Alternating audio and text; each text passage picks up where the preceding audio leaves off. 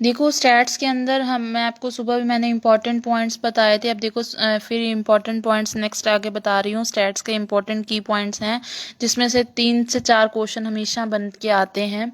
देखो first question है हमारा शाम का कि one dimensional 1D diagram are those which are have only length.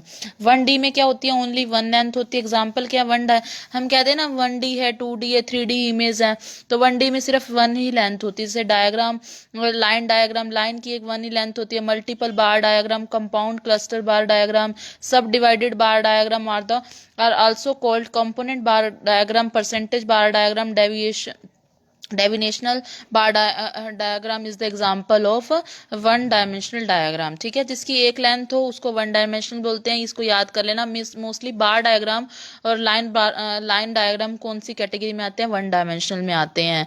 2 dimensional में क्या होता है, ऐसे डायग्राम जिनकी लेंथ भी हो ब्रेथ भी हो उनको 2D कहते हैं। एग्जाम्पल क्या, हिस्टोग्राम, रेक्टेंगल, स्क्वायर, सर्कल, पाई डायग्राम। और ओजीव कर्व और फ्रीक्वेंसी पॉलीगन और also 2D diagram. Most important है, पेपर में आता है ओजीव कर्व कौन सा डायग्राम है, 2D। और 3D में हम क्या आएगा, एडिशनल में लिख लेना। 3D में थ्री हमारी क्या होती हैं, मतलब 3 लेंथ होती हैं, लेंथ भी होती है, ब्रेथ भी होती है और हाइट भी होती है। उसको क्या बोलते हैं, 3D इमेज बोला जाता है। एग्जाम्पल क्या है, cube, cylinder, example of 3D। समझ में आया ये क्या है, ये कॉपी में लिख लेना एडिशनल में। नेक्स्ट देखो standard derivation. Standard derivation is also known as root mean square derivation. Standard derivation को रूट मीन स्क्वायर डेरिवेशन भी कहा जाता है। Standard derivation is affected by scale of change of scale independent of change of origin. याद हो तो mean का मैंने क्या बताया था, जो मीन होता है वो स्केल से भी इफेक्टेड होता है, ओरिजिन से भी इफेक्टेड होता है। बट स्टैंडर्ड डेरिवेशन स्केल से तो इफेक्टेड होता है बट ओरिजिन से इंडिपेंडेंट होता है, मतलब चेंज ऑफ ओरिजिन से कोई इफेक्ट नहीं उसके ऊपर पड़ता। किसी चीज को पॉजिटिव स्क्यूड तब बोला जाएगा जब मीन ज्यादा है, मीडियन कम है, उससे मोड सबसे कम है। नेगेटिव स्क्यूड में क्या बोला जाएगा, मोड सबसे ज्यादा है, मीन उससे कम है, मीन सबसे मीडियन बीच वाला है और मीन सबसे कम है। बैलेंस पैटर्न कब होता है, जब मीन मीडियन मोड बराबर हो जाते हैं। ठीक है, skewness means lack of symmetry और असिमेट्रिकल डिस्ट्रीब्यूशन। स्क्यूनेस का मतलब क्या होता है, सिमेट्री मतलब आपस में समानता का अभाव है, तो स्क्यूनेस को बोला जाएगा। Concept of coefficient of skewness. Skewness का कॉफिशिएंट किसने दिया था, कार्ल पियर्सन ने दिया था।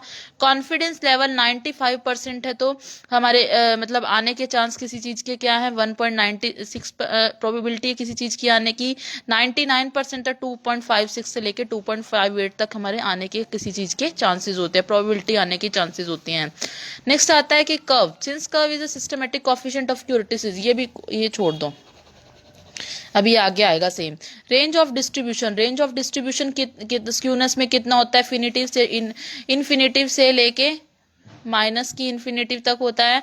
बट प्रैक्टिकली मतलब ये मतलब इन्फिनिटिव होता है। रेंज क्या होता है डिस्ट्रीब्यूशन की, स्क्यूनेस के अंदर इन्फिनिटिव होती है, बट प्रैक्टिकल में 6 क्या होता है, 6 स्टैंडर्ड डेरिवेशन क्या होता है, रेंज होती है। बस इस तरह से लर्न करना है, कुछ भी नहीं है इनका मतलब।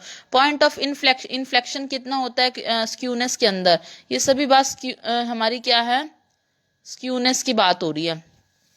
स्क्यूनेस के अंदर हमारी इन्फ्लेक्शन पॉइंट क्या होता है, एक्स जो इक्वल होता है plus minus mu standard derivation होता है। देखो किसी क्यूटिसिस के अंदर ये आ गया ना, क्यूटिसिस का पॉइंट है, ये है क्यूटिसिस का पॉइंट। ये चीज इंपॉर्टेंट नहीं, अगर स्किप करनी है तो छोड़ सकते हो। क्यूटिसिस के अंदर अगर हमारा कॉफिशिएंट क्या आ जाता है, 3 से ज्यादा आ जाए तो उसको लैप्टोक्योटिक बोला जाता है, पेपर में आता है पॉइंट ये।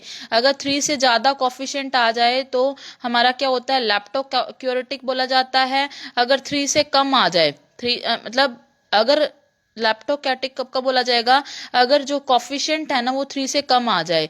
अगर 3 से ज्यादा आ जाए तो प्लेटो, और अगर 3 के इक्वल आ जाए तो मेसोक्योटिक बोला जाएगा। कॉफिशिएंट क्या आ जाए, ये क्या चीज है, ये बता रहा है, कॉफिशिएंट बता रहा है। ठीक है, कॉफिशिएंट की बात कर रहा है। उसके बाद एरिया क्या होता है, mu plus minus 1 standard derivation क्या होता है, अगर 1 में आता है तो 68.27% एरिया कवर होता है। Mu plus minus 2 standard derivation 95.45% area cover होता है। ये यहाँ पर इसने लिखा नहीं हुआ नोट्स में, नॉर्मल डिस्ट्रीब्यूशन के केस में। ये नॉर्मल डिस्ट्रीब्यूशन की बात कर रहा है कि एरिया म्यू, ये इसको कहते हैं mu, mu plus minus standard deviation 1 के केस में 68.27, 2 के केस में 95.45 और 3 के केस में 99.73। जेड जो होता है स्टैंडर्ड नॉर्मल डिस्ट्रीब्यूशन में जेड कैसे निकलता है, x minus mu divided by standard deviation. Binomial distribution किसने दिया था, जेम्स बर्नौली ने दिया था, ठीक है। Concept on Poisson distribution Simon Poisson ने दिया था। इसमें मीन और वेरिएंस की वैल्यू क्या होती है, 0 0 होती है।